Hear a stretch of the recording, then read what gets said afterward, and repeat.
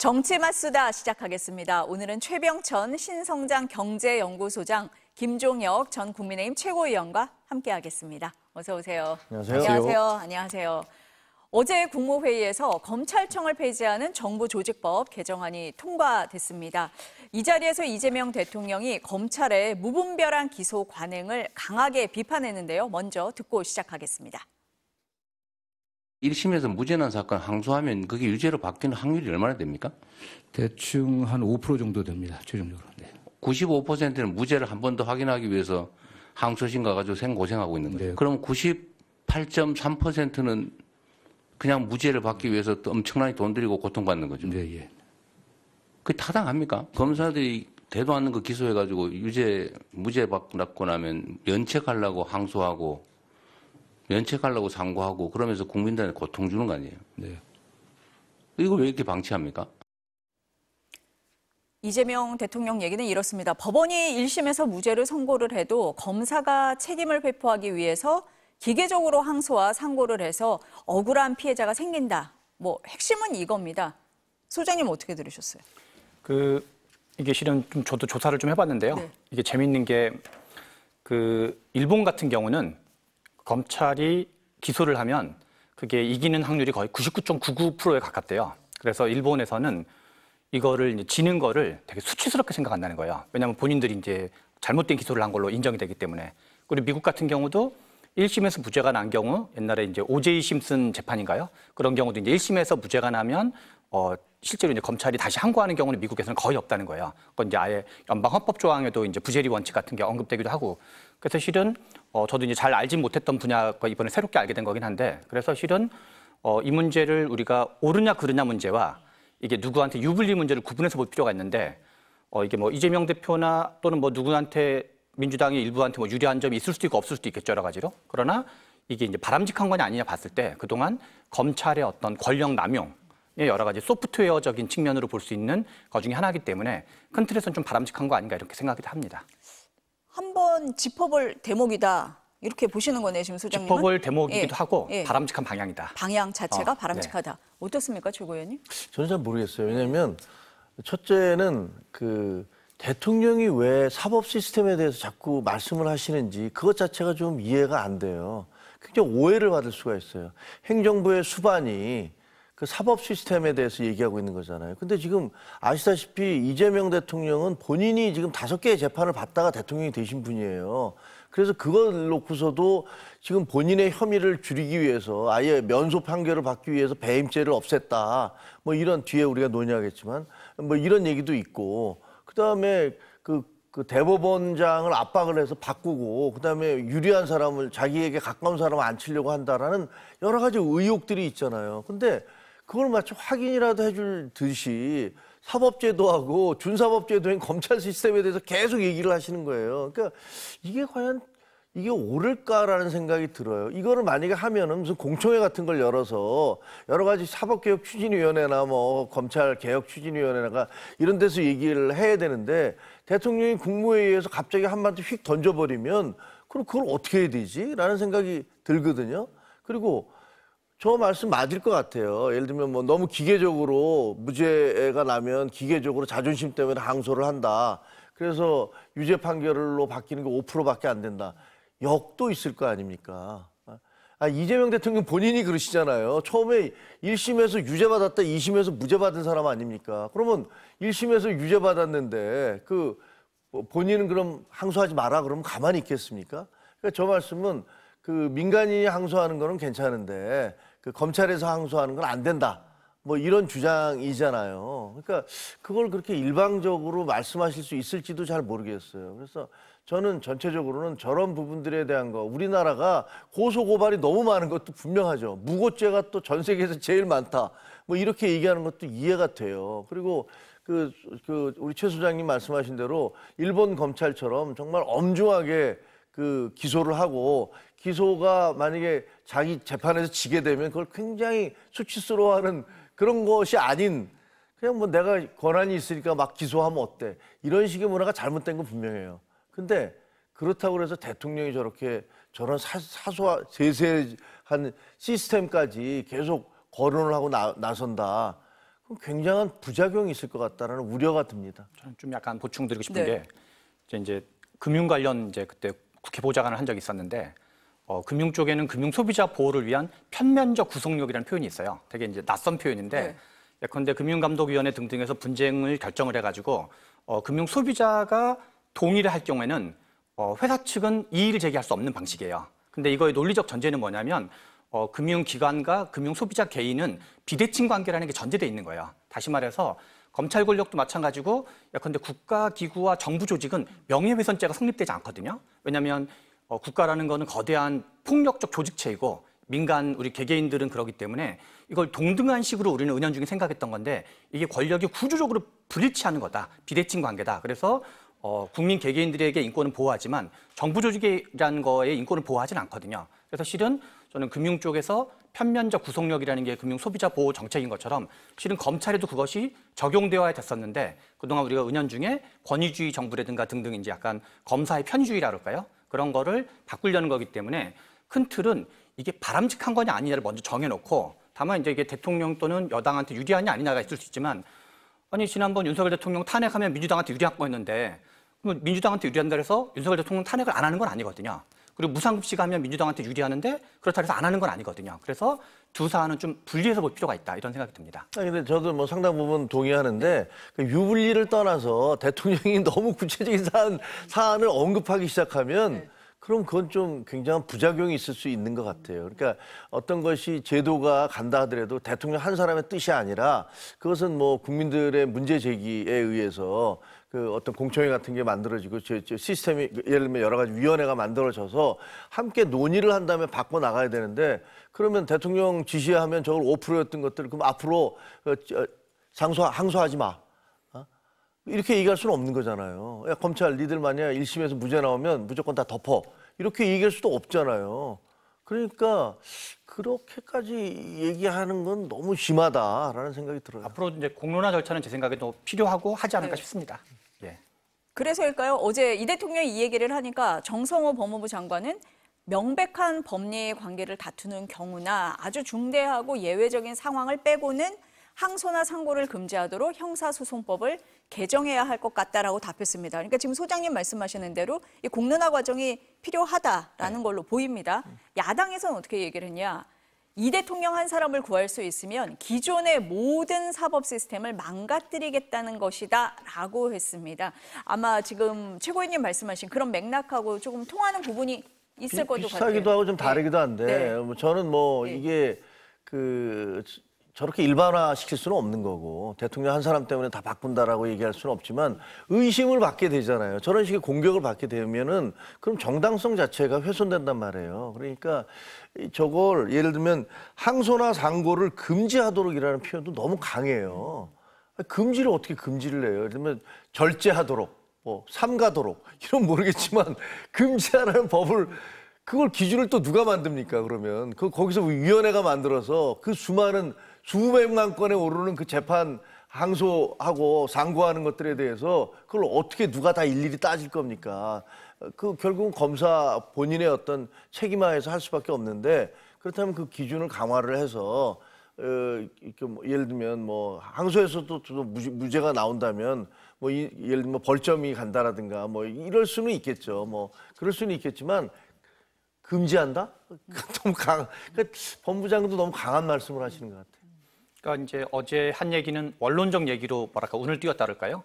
예컨대 대통령이라는 사람이 옛날 노무현 대통령 같은 경우 뭐 정치개혁이라든가 선거제도 개혁으로 유명한 건데 어떻게 보면은 그 정치인이 정치개혁을 얘기하는 건 안 되는 거냐라고 볼 수는 없거든요. 그래서 대통령이 이런 거 사법개혁이 됐건 검찰개혁이 됐건 얘기할 수 있는 거죠. 요거는 이제 큰 틀로 보면 검찰개혁이 한 파트라고 볼 수 있는데요. 그러니까 검찰이 과잉 권력을 행사하던 어떤 미시적 기초 같은 거였다 그럴까요? 그렇게 좀 볼 수 있는 건데 이런 거를 저는 충분히 논의할 수 있고 다만 이게 이제 어떤 사회적 공론화 없이 뚝딱뚝딱 하면 그때는 문제겠지만 지금 일단 운을 띄운 장계이기 때문에 그리고 어제가 첫날이고 오늘은 하루 된 거잖아요. 이제 이런 논의가 시작된 것 자체가. 그래서 앞으로 그거는 하고 다만 이제 일본 같은 경우는 나라마다 이제 아마 해외 사례 수집 같은 걸 하지 않을까 싶은데요. 일본은 새로운 증거가 발견되거나 어떤 법리적으로 다르게 해석할 여지가 있거나 그런 경우가 아니면 아예 안 한다는 거예요. 그래서 1심이 무죄가 나왔을 때 검찰이 하는 거는 전 세계적으로 한국이 이례적으로 가장 많은 나라 중에 하나다라는 건 좀 명백하기 때문에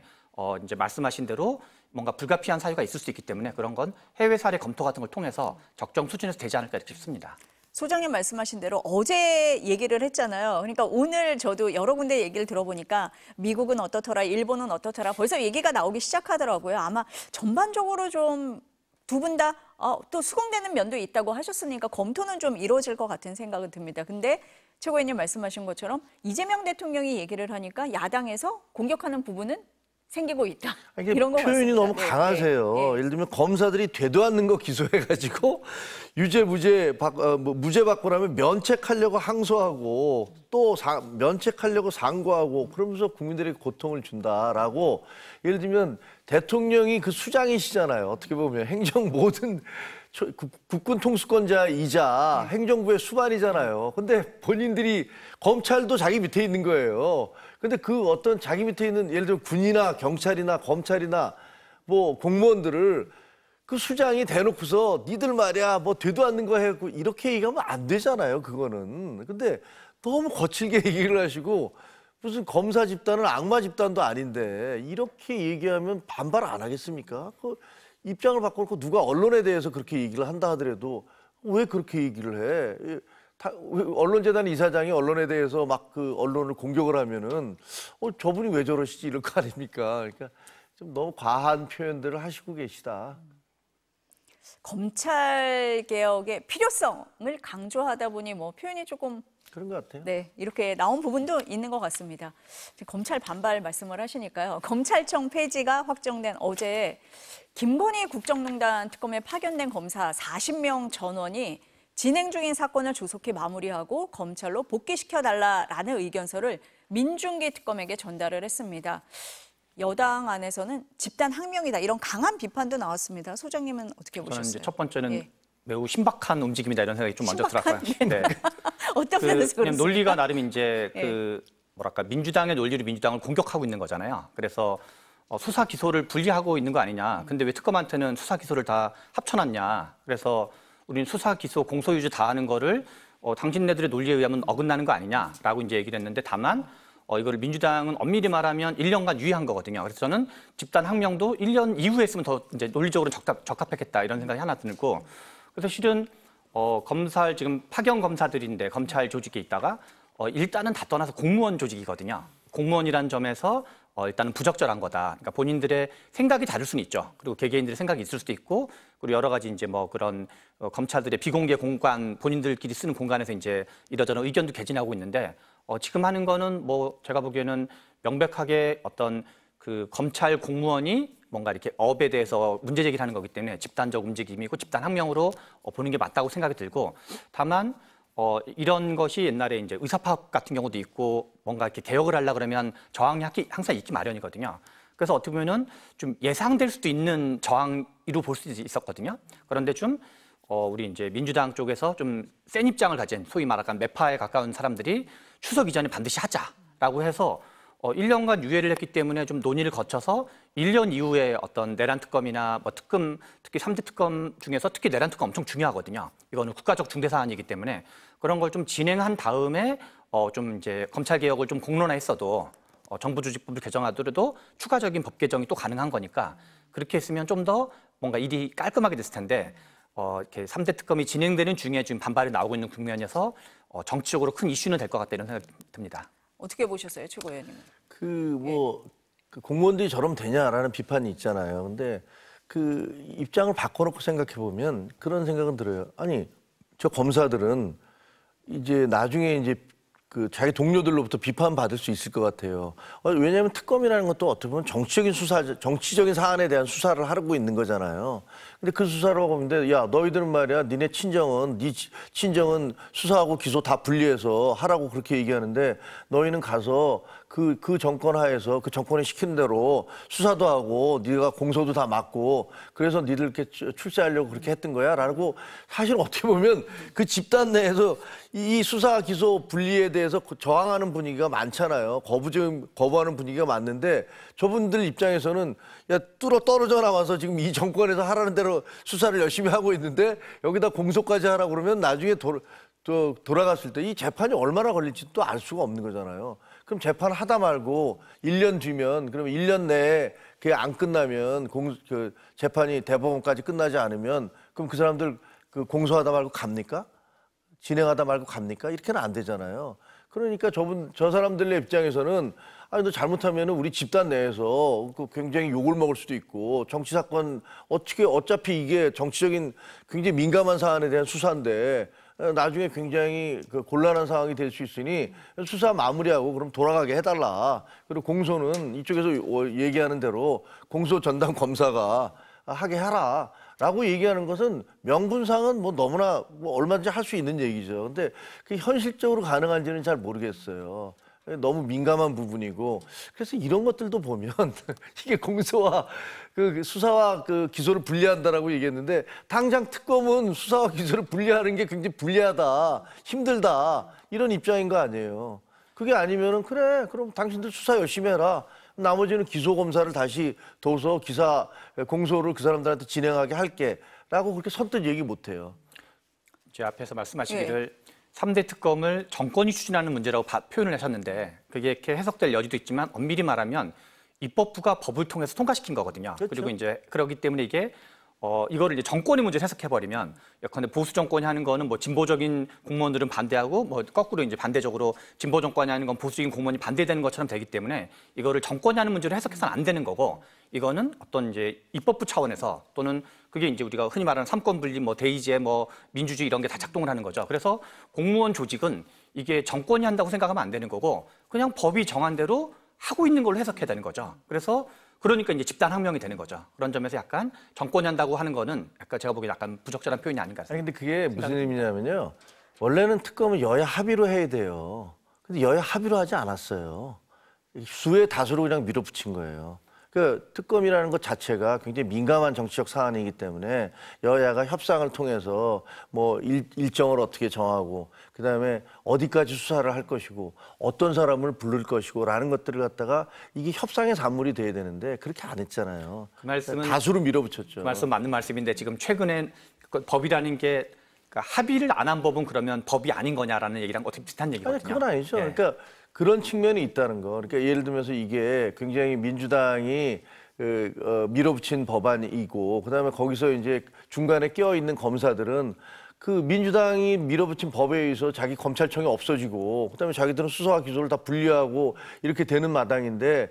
본인들한테는 당신 수사도 하고 기소도 해라라고 그러면 그거 왜 저희들한테 그렇게 합니까? 그럼 1년의 유예 기간 있지 않냐? 그게 재판이 1년 내에 끝납니까? 이런 얘기 얼마든지 할 수 있다는 거죠. 그래서 그게 뭐 실현될지는 모르겠습니다만 마치 그 사람들이 그렇게 항변하는 것을 어디 공무원들이 말이야 니들 이런 식으로 얘기하는 거요. 의사들이 그 전공의들이 사표 내고 나갔을 때 윤석열 대통령 그 계엄 포고령에다가 바로 몇 시간 내에 복귀하지 않으면 처단한다라고 얘기하는 거 뭐가 그 본질적으로 그게 뭐가 다르겠어요? 그거랑은 다른 거죠. 아니 물론 공무원이고 이 사람도 공무원이 그럼요. 아니니까 네, 완전히 다른 거죠. 다르죠. 다르시긴 하지만 네. 본질적으로 억압적이고 그 강압적으로 자기들의 이게 대의 명분이 옳아. 그러니까 너희들이 여기 따라라는 식으로 밀어붙이는 그런 폭력성, 억압성에 있어서는 본질적으로 다르지 않아요. 어제 그 특검에 있는 그 검사들이 의견서를 내니까 특검 관계자가 지금 최고위원님 말씀하신 거랑 좀 비슷한 맥락인데 심정적으로는 이해가 된다라고 얘기는 했어요. 그 부분을 말씀을 하시는 부분도 있는 것 같습니다. 근데 소장님이 말씀하실 때 법에 의해서라고 하셨잖아요. 특검법에 따르면 공소유지까지 다 하게 돼 있어요. 그 법에 따라서 하면 되는 건데 지금 검사들이 어제 요청을 한 건 나 이 수사가 마무리되면 이거 안 하고 가겠다는 아니더라고요. 이 수사가 마무리되면 빨리 복귀를 시켜달라는 거예요. 그러니까 공소유지는 하기 싫다라는 걸로 읽히거든요. 그럼 현실적으로 뭐 못하겠다라고 해서 혹시 공소유지가 잘 안 되면 법원 판단이 제대로 안 되는 거 아닌가? 이렇게 생각하실 수도 있을 것 같아요. 맞습니다. 그러니까 예. 실은 우리가 법적으로 어떻게 판단해야 되는지 문제와 아니면 이제 그것들을 일은 어떻게 처리할 거냐. 일은 그렇죠. 돼야 되는 일의 건데. 문제, 일이 돼야 되는 일이 돼야 되는 게 예, 중요한 예. 건데 법적인 문제를 떠나가지고.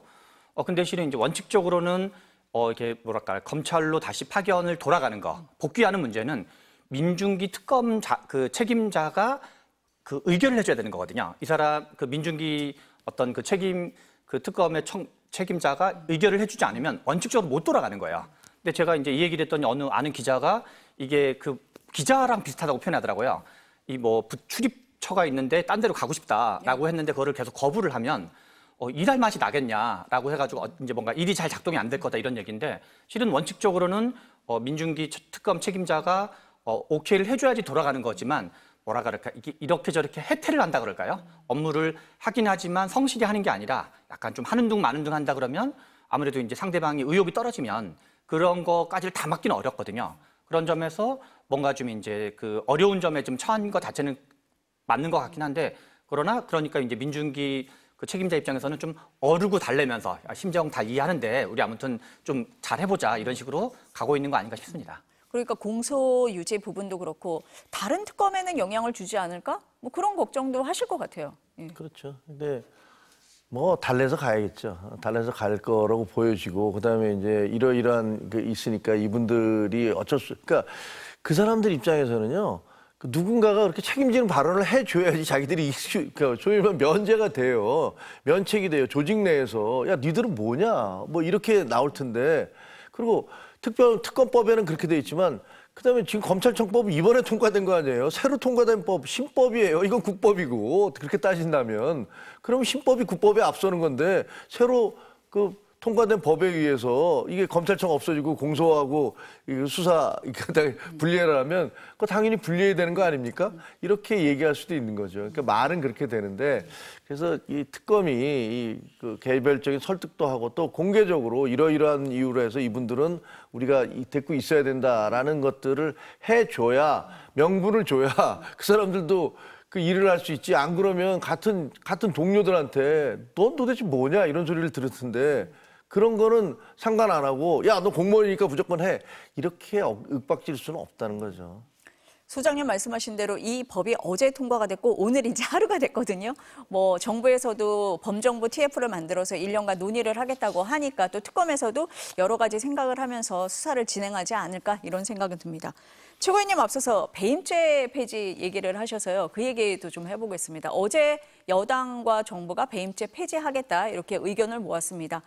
경제계는 반기는 분위기인데 국민의힘 비판을 하거든요. 근데 주변에서 뭐라고 하시냐면 이게 친기업적인 조치인데 보수 정당이 찬성을 해야지.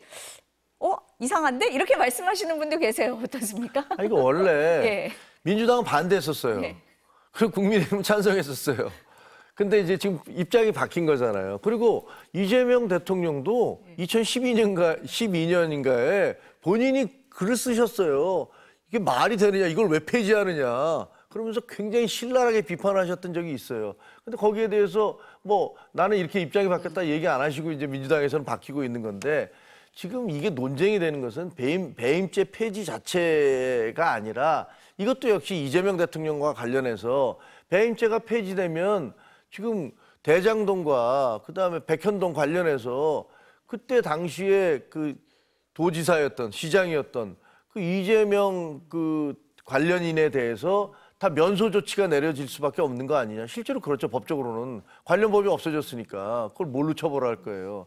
그러니까 이거 이재명 대통령을 위해서 지금 법을 없애는 거지. 국민의힘은 민주당 니들 맨날 반대해갖고 본인도 반대했었는데 갑자기 왜 바꿔? 이거 면소 판결 받으려고 그러는 거 아니야?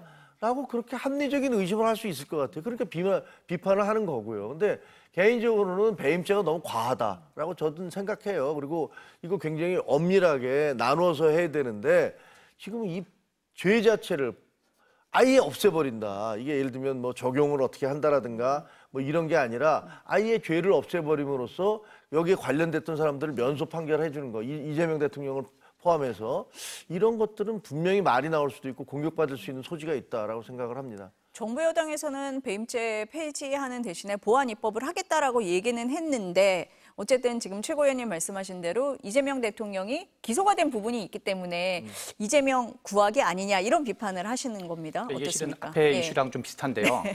두 가지를 좀 구분해서 보면 이 제도 변화는 바람직한 거냐 이거에 대해서 가치 판단이 있는 거고 두 번째는 누구한테 유불리의 문제냐인데 큰 틀은 이 두 가지 다 대한민국의 개혁에는 큰 틀로 바람직하다고 봐야 되는 거거든요. 두 번째 이제 이게 뭐 이재명 대통령 또는 민주당 관계자 일부한테 유리하냐 아니냐는 그 다음 문제고 그래서 일단 이거를 좀 중심으로 먼저 볼 필요가 있고 그 지금 배임죄 같은 경우도 몇몇 나라만 있는 제도고 없는 나라가 OECD 주요 국가 중에 훨씬 많다는 거예요. 근데 다만 미국이 없는 나라의 대표적인 나라인데 미국은 어떤 방식으로 이루어지냐? 우리가 배임이라는 게 회사의 이익을 배신했다 뭐 이런 뜻인 거잖아요. 배임이라는 것 자체가. 그러면 우리나라에 지금 많이 있었던 게 뭐 일감 몰아주기라든가 소위 말하는 어떤 대주주의 사익 편취라든가 이런 거를 그동안은 그거를 검사라는 조직이 막 이렇게 어떤 특수통이라든가 아니면 경제통 검사들이 그걸 때려잡은 거거든요. 그래서 막 이제 뭐 기업인들이 자살하기도 하고 막 등등 이렇게 했던 건데 실은 이런 거를 대체하는 거가 미국 같은 경우는 민사적으로 규제하고 있는 거거든요. 민사적으로 손해를 봤던 당사자, 핵심은 주주가 되겠죠. 주주들이 야, 너 대주주인데 왜 우리 거 재산 뺏어갔어?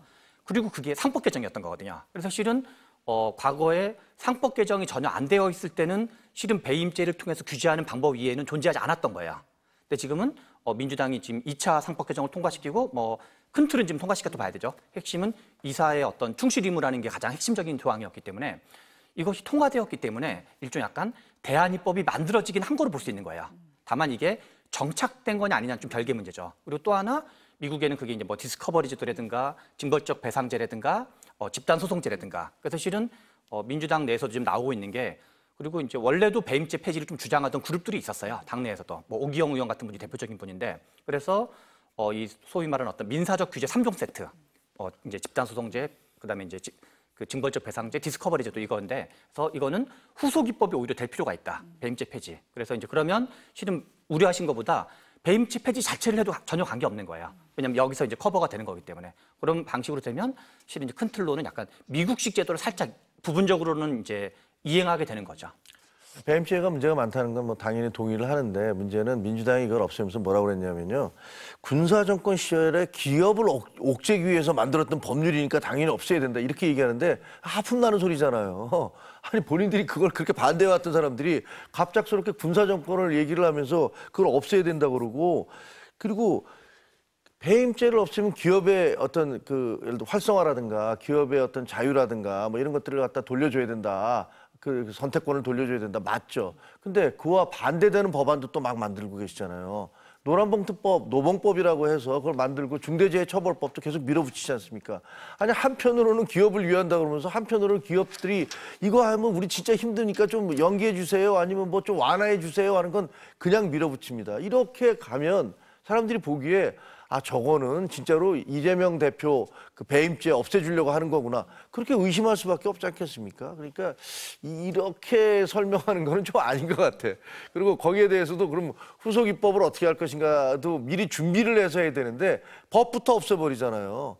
아니 그렇게 하는 법이 어디 있습니까? 대안 하나도 만들어 놓지 않고 무슨 인사도 사람 이번에도 뭐 김현지 씨도 그랬지만 이부석 실장 누가 할지도 모르고 그냥 먼저 인사부터 해버려요. 그럼 이것도 그 배임죄는 없애버리고 그다음에 그 후속 조치를 어떻게 할지에 대해서 그 법을 안 만들어 놓으면 이거를 만들어 놓은 다음에 같이 하든가 해야지 이게 부작용이 없어질 거 아닙니까?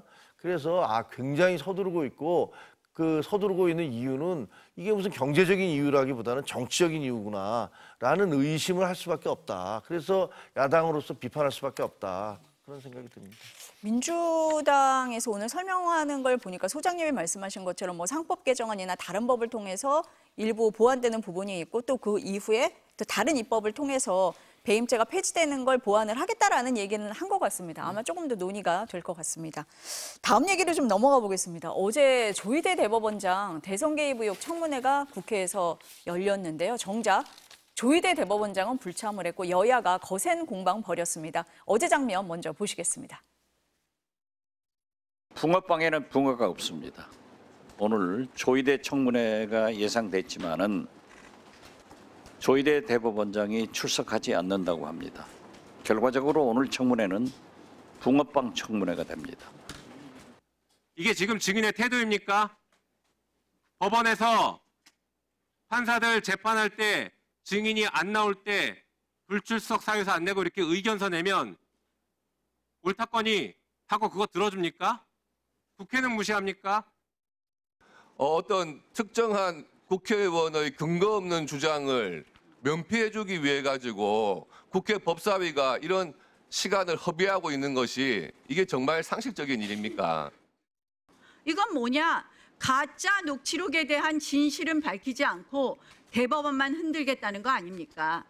정말 이런 식으로 법사위가 대법원 흔들고 대한민국 사법 체계를 붕괴하면 역사 속에서 여러분들 다 정말 역사가 기억하고 심판받을 겁니다. 조희대 대법원장이 어제 청문회에 나오지 않자 여당은 대법원을 상대로 추가 현장 검증을 하겠다면서 15일에 대법원으로 가겠다 이렇게 밝혔습니다. 국민의힘은 입법부에 의한 내란이라면서 이번에도 또 이재명 대통령 구하기다 이렇게 반발을 했습니다. 어떻게 보셨어요, 원래 선생님? 입법부라는 조직은 내란할 수가 없고요. 내란이라는 건 이제 국가 조직은 행정력을 갖고 있기 때문에 가능한 거고, 그래서 국민의힘이 저런 말을 하는 건 좀 이제 좀 부적절한데, 다만 이제 우리가 조희대 대법원장에 대해서 실은 법원 판사들 포함해서 비판이 많았었잖아요, 당시에. 이렇게 갑자기 지금 2심 끝나고 대법원까지 뭔가 대선이라는 큰 어떤 국민적 의사결정을 앞두고 있는데 그거를 대법원이 서둘러서 하냐. 그리고 그 기한도 너무너무 이례적으로 이제 어떤 빠른 기간에 했었던 거여가지고, 그래서 조희대 대법원장에 대해서 뭐라 그럴까요? 그 뭔가 심증은 있는데, 뭔가 불공정하고 편파적인 느낌의 심증은 있는데, 그러나 원래 이제 삼권분립이라는 것 자체가 어느 정도의 그 개인의 재량적 판단을 전제로 하는 거거든요. 안 그러면 다 그냥 다 뭐 법조문으로 다 만들면 되는 거지 개인적 판단은 필요가 없는 거니까. 그래서 삼권분립이라는 거 말 자체에 어느 정도의 재량권을 인정하고 있는 걸 전제로 하는 거기 때문에 저는 이제 조희대 대법원장에서 문제 제기하거나 그다음에 이제 어떤 그런 정치적 비판으로 있을 수 있는데, 이렇게 청문회를 해버려 가지고 하면 오히려 조희대 대법원장의 어떤 반박할 수 있는 권한을 오히려 열어주고 국민의힘 권한을 오히려 열어주는 거 아닌가. 그래서 이게 과연 정치적으로 적절한 건지는 좀 약간 좀 생각이 좀 다른 편입니다. 절차에 대해서 따져볼 부분은 있지만 그걸 청문회를 통해서 해결할 문제냐라고. 예를 들어서 지금 거죠. 우리가 네. 이제 이 현대 지금 뭐랄까 이런 민주주의의 기본은 미국에서부터 이제 세계적으로 퍼진 걸로 봐야 되는데, 미국 같은 경우는 한 뭐 200년 정도 대충 됐는데 미국에서도 대법원장이 국회 청문회 온 적은 한 번도 없더라고요. 그래서 이제 그거는 이제 약간 삼권분립에 위배된다고 보는 거죠. 그리고 실제로 부른 적을 시도한 적은 있더라고요. 근데 안 가요, 미국에서도 대법원장이. 그러면은 일종의 나쁜 선례를 만드는 거기 때문에 앞으로도 뭐 거꾸로 이후에 뭐 윤석열 대통령 같은 사람이 또 나오지 말란 법이 없는데, 그리고 국민의힘이 막 이상한 폭주를 할 때도 그러면 그때 역시도 이제 그건 삼권분립의 문제가 생길 수도 있기 때문에 조희대 대법원장에 대한 불만은 충분히 이해가고 그리고 근거 있는 걸 하더라도 이거를 이제 어떤 입법부가 마치 이제 하위 기관인 것처럼 하는 거는 적절하진 않는 것 같다고 생각됩니다. 어떻게 보셨어요, 조 의원님은? 저는 뭐 이재명 대통령 구하기라는 표현은 잘못된 거고, 사실은 그 서영교 의원하고 추미애, 전현희 뭐 이런 분들, 그러니까 이른바 그 회동설 대법원장이 총리하고 그리고 전직 검찰총장 그리고 대통령의 장모의 특수관계인이라는 사람과 함께 모여서 이재명 후보를 대통령으로 안 만들기 위해서 쉽게 가면 작당을 했다, 모의를 했다라는 거잖아요.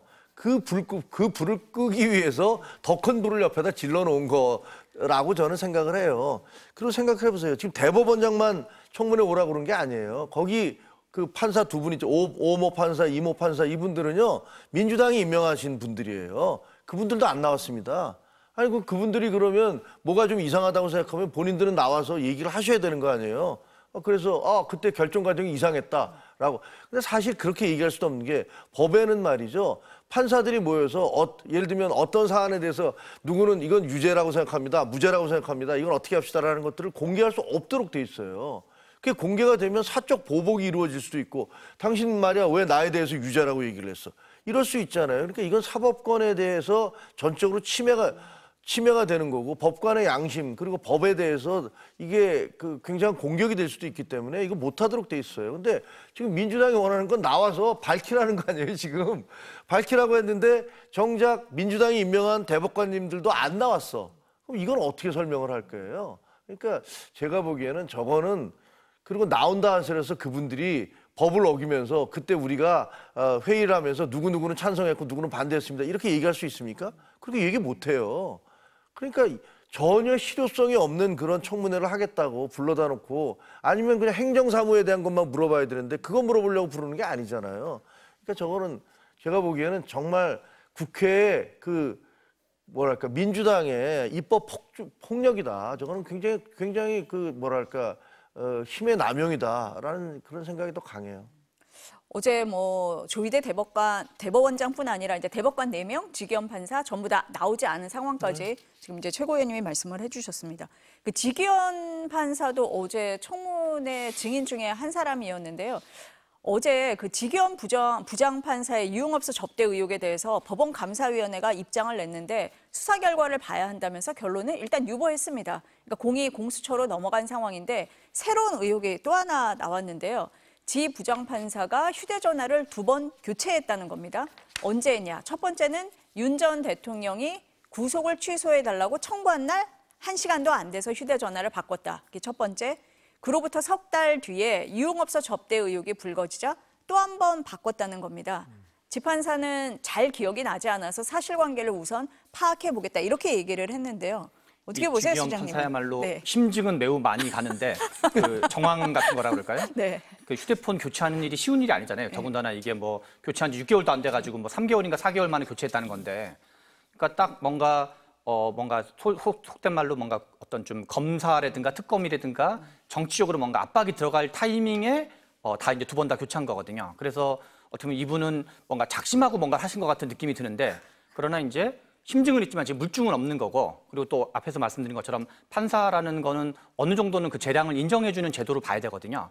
그래서 이제 그러니까 이거를 가지고 뭐 지금, 그리고 또 대법원에서 이제 민주당 의원들은 룸사롱 의혹, 접대 의혹이 있다라고 이제 여러 가지 제보를 받아가지고 했는데 그냥 그것도 역시 이제 뭐랄까 사진을 제시하긴 했어요, 민주당이. 근데 그 사진만으로 봐서 룸사롱이 있다라고 단정할 수는 없기 때문에 대법원 자체에서 이제 일종의 감사 같은 걸 했는데, 야, 우리가 보기에는 아직까지는 이거는 좀 그렇게 단정하기 어렵다라고 내버렸기 때문에, 다만 이제 현재로서 남아 있는 건 공수처 조사 정도가 남아 있어가지고 공수처가 지난 그 계엄 사태 내내 뭔가 좀 제대로 일을 뭐 만족할 만한 성과를 낸 적이 별로 없었는데, 과연 이번에라고 만족할 만한 성과를 낼지는 좀 의문이다, 이런 상황인 것 같습니다. 저는 일단 지기현 판사가 그 윤석열 전 대통령을 구속 취소한 거에 대해서 대단히 비판적이었다는 걸 미리 말씀드리고, 왜냐면 뭐 여태까지 해왔던 일자가 아니라 갑자기 시간을 계산해서 하는 거, 그게 뭐냐, 이해가 안 된다, 이런 입장이어서 그건 잘못됐다고 생각을 하는데요. 그리고 또 하나, 지금 이제 핸드폰 바꾼 걸 기억을 왜 못해? 그렇게 아니, 핸드폰 뭐 아무 때나 바꾸나요? 그 전에 6년 동안 썼던 핸드폰 바꿨다면서요. 그것도 특정한 날에 바꿨는데, 그러고 나서 얼마 뒤에서 또 바꿨는데 그걸 왜 기억을 못해요? 핸드폰 바꾸려면 그거 얼마나 절차가 복잡한데 거기 다 바꿔야 되잖아요, 본인이. 아니면 뭐 맡겨서 바뀌어야 되는데 그거를 기억을 못한다는 건 저는 좀 믿어지지가 않더라고요. 그래서 저건 좀 너무 미심쩍다. 그럼 거기에 대해서 뭐 본인이 불안감에 그랬는지 어땠는지는 잘 모르겠습니다만, 지금 하는 얘기로는 설명이 잘 안 되고, 근데 그러나 이제 그 술을 먹었다, 뭐 이 부분에 대해서는, 그거는 대부분에서는 진짜 감사위원회에서 이거 감사를 해봤더니 문제가 없다라고 얘기를 했잖아요. 이거 만약에 근데 공수처에서 문제가 있는 걸로 나오면 대법원 큰일 나는 거죠. 그러니까 그 부분에 대해서 나름대로는 열심히 조사했을 거라고 생각을 해요. 그래서 이거는 그 공수처 일단 수사를 받고 있으니까 그 수사가 나오기 전까지 우리가 뭐 이렇다 저렇다 얘기를 하기가, 양쪽 주장 모두가 믿어지는 부분도 있고 안 믿어지는 부분도 있어서 결론 내리기는 좀 쉽지 않을 것 같습니다. 조희대 지금 이제 이 지기현 판사를 한 감사의 총수장이 조희대 대법원장이어가지고 민주당이 보기에는 이제 지기현 판사 감사를 일종의 조희대 대법원장이 영향을 행사했는지 아닌지 알 수는 없거든요. 네. 그래서 실은 그것만으로는 이제 아직 신뢰할 수 있는 단계는 아니라고 봐야 되죠. 공수처 수사를 지켜볼 수밖에 없는 상황인 것 같습니다. 심증은 매우 강하지만 있으나. 물증이 아직까지 약하기 때문에. 일단은 그럼 수사 결과를 지켜보는 걸로 하겠습니다. 윤석열 전 대통령 얘기 잠깐 해보겠습니다. 보석신문 당일에 재판에 출석을 했습니다. 그런데 윤석열 전 대통령이 어제는 또 공판에 나오지 않았습니다. 보석신문에서 윤 전 대통령이 1.8평짜리 방 안에서 서바이벌, 생존하는 것 자체가 힘들었다라고 얘기를 했고, 김계리 변호사는 재판 출석이 어려운 이유를 설명하면서 컵라면과 건빵으로 점심 식사를 했다, 이렇게 얘기를 했어요. 그랬더니 정성호 법무부 장관이 오늘 SNS에 내란 혐의로 구속되어 구치소에 수감된 신분이라는 것을 잊지 말길 바란다, 이렇게 얘기를 하면서 구치소에 투룸 배정과 배달앱이라도 설치해달라고 요구하는 것은 아니지 참 뻔뻔하고 후한무치한 태도다. 호텔에 숙박하고 있는 게 아니다라고 비판을 했습니다. 어떻게 보셨어요? 저는 윤석열 대통령이 나중에 그 내란 특검 같은 거 이제 무기징역을 받을지 뭐를 받을지는 모르겠지만, 혹시라도 다시 이제 사회 나오시게 되면 구치소 인권 개선 같은 거, 운동 같은 거 하시면은 좀 괜찮겠다. 지금 정성호 법무부 장관이 말한 것처럼 본인이 누리던, 그러니까 이게 실은 윤석열 대통령한테만 어떤 특정한 걸 하는 게 아니라 모든 수감자한테 동등한 걸 하고 있는 걸 봐야 되고, 실은 이제 이러저런 배려는 좀 많이 해주고 있다고 봐야 되거든요. 전직 대통령에 대한 예우가 전혀 없는 건 아닐 거기 때문에. 그런데 실은 어제 공판 안 나오면서도 지금 실은 법원에 출두한 게 본인 보석 신청, 그러니까 본인의 보석 외에는 관심이 없는 거예요. 뭔가 재판에 협조하거나 공판에 나가는 거는 지금 거의 열 몇 번 동안 한 번도 안 나다가 딱 보선 신청 한 번 딱 나간 건데, 그런 점에서 뭔가 이렇게 어떤 한 나라의 대통령으로서도 그렇고, 그다음에 어떤 이제 그 집권당의 한 이제 국민의힘의 어떤 그 대표했던 그 뭐랄까 한 진영의 수장이라 그럴까요? 그런 점에서도 그런 채통에 맞지 않는 거를 좀 비교적 일관되게 그런 행동을 하고 계신 거 아닌가라는 생각이 듭니다. 어떻습니까, 조 의원님? 그 위법한 비상계엄으로 인해서 유죄가 판결되면 사형이나 무기밖에 없는 그런 그 엄중한 범죄를 저지르신 거잖아요. 근데 일반 사람들은요, 그것보다 훨씬 경미한 범죄를 저질러도 혼거방에서 여러 사람이 바글바글 대면서 처벌을 받아요. 근데 그 본인이 행한 어떤 그 범죄, 의심받고 있는 범죄, 피의 사실, 그 사실의 중대함에 비해서 1.8평 독방에 있는데 난 거기서 서바이벌을 하고 있다, 간신히라고 얘기하는 게 어떻게 보면 일종의 투정처럼 들려서 아, 이게 뭐지? 라는 생각이 들어요. 분명히 본인이 힘드시겠죠. 그리고 뭐 건강상의 문제도 있을 수 있어요. 그런데 지금 나라 전체가 다 뒤집어져 버린 거 아니에요? 비상계엄 때문에. 그리고 나라가 갈갈이 찢겨져 버렸고, 그런 것들의 버튼을 누른 분이 저분이시잖아요. 그럼 본인이 그 한 행위에 대해서 좀 고민을 하셔야 될 거 아닙니까? 무슨 투정하듯이 어렵다, 힘들다 얘기하시면, 그리고 또 만약에 저런 얘기를 하시려면 그 모든 죄는 내가 져야 되고 내 부하들은 아무 잘못 없다, 내 지시에 따라서 어쩔 수 없이 한 거다, 이렇게 얘기하시면서 하면은 그나마 좀 이해가 될 것 같아요. 그것도 아니잖아요. 다 책임은 부하들에게 다 떠넘기고 있잖아요, 지금. 총리한테 떠넘기고, 군사령관들한테 떠넘기고, 그 다음에 경호실에 떠넘기고, 자기는 잘못하신 게 하나도 없어. 다 합법적이야. 그러니까 그런 거 들으면서 국민들이 그러면 어떻게 생각할까?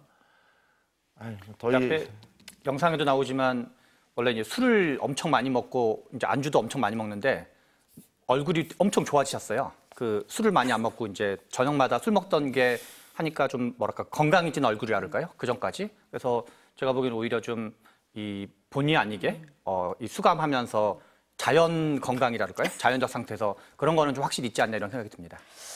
부적절한 얘기다라는 걸로 이해를 하겠습니다. 마지막 이슈가 될 것 같은데요.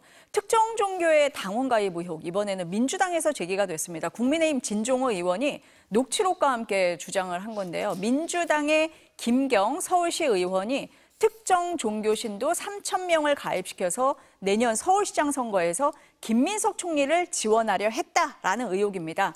김 시 의원은 명백한 조작이라고 의혹을 부인하면서 탈당을 했는데요. 양측 얘기 들어보시겠습니다. 체육 종목단체의 민원을 듣는 것은 문화체육관광위원장의 정상적인 업무입니다. 그런데 도대체 갑자기 왜 종교단체 이야기가 나오는 겁니까?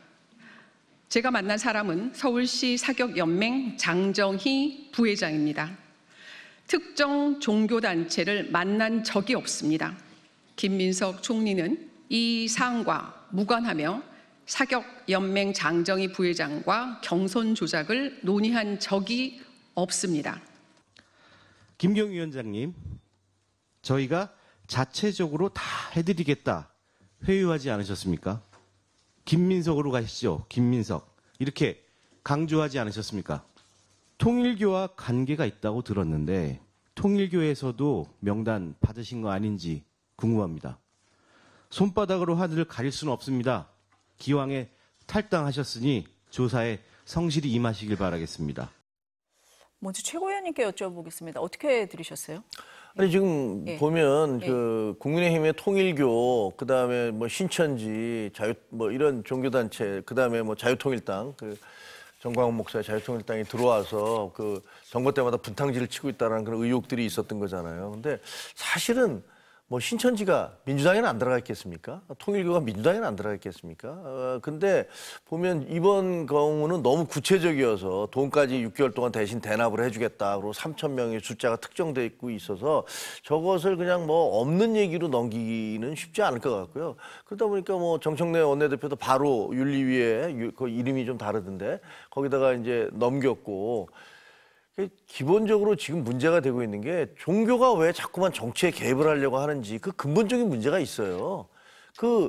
그 개신교도 그렇고 천주교도 그렇고 불교도 그렇고 자체 정화를 좀 해야 돼요. 그리고 이 부분에 대해서 성명도 내야 되고 정치와 종교가 어디까지 우리가 서로에 대해서 비판적 입장을 견지할 수 있는지 어디까지 우리가 개입할 수 있는지에 대해서 이 종교 지도자들도 모이셔서 고민 좀 해주셔야 돼요. 안 그러면 저런 식으로 이렇게 저게 무슨 종교 전체의 의지는 아닐 거예요. 근데 분명히 일탈행위인데 저런 일탈행위가 계속 발생할 수 있다고 봅니다.